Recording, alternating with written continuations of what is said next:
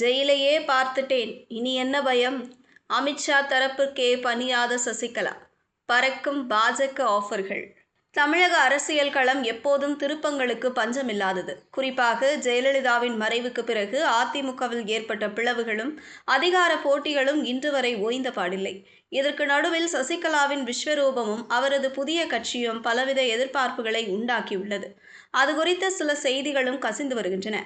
கடந்த சட்டமன்ற தேர்தலின் போது சசிகலாவை அதிமுக கூட்டணியில் இணைத்து தென் தமிழகத்தின் தேவர் சமூக வாக்குகளை ஒட்டுமொத்தமாக அறுவடை செய்ய பாஜக மேலிடம் ஒரு மாஸ்டர் பிளான் போட்டிருந்தது.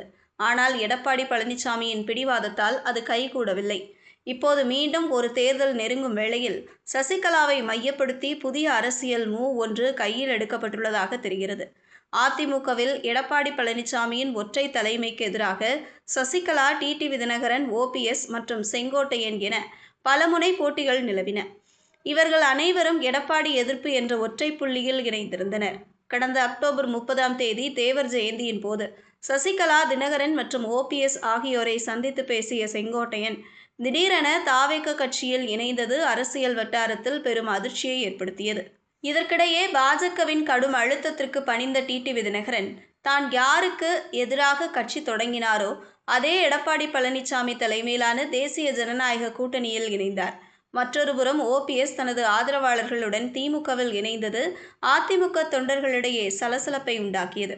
இதனால் சசிகலா மட்டும் அரசியல் களத்தில் தனித்து விடப்பட்ட சூழல் உருவானது.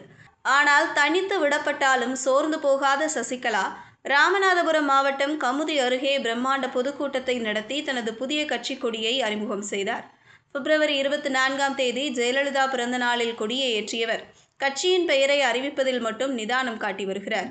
இதற்கு பின்னால் பாஜகவின் டீலிங் இருப்பதாக கூறப்படுகிறது.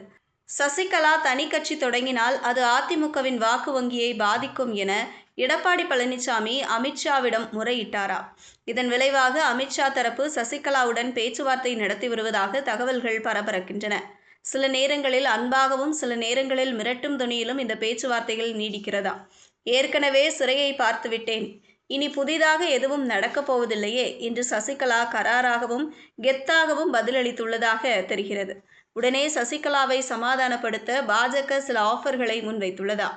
அதாவது அதிமுகவில் ஒருங்கிணைப்பாளர் பதவி அல்லது அதற்கு இணையான அதிகாரம், தேர்தல் பி பாரத்தில் கையெழுத்திடும் உரிமை மற்றும் 10 சட்டமன்ற தொகுதிகள் என பல வாக்குறுதிகள் அளிக்கப்பட்டிருக்கிறதா.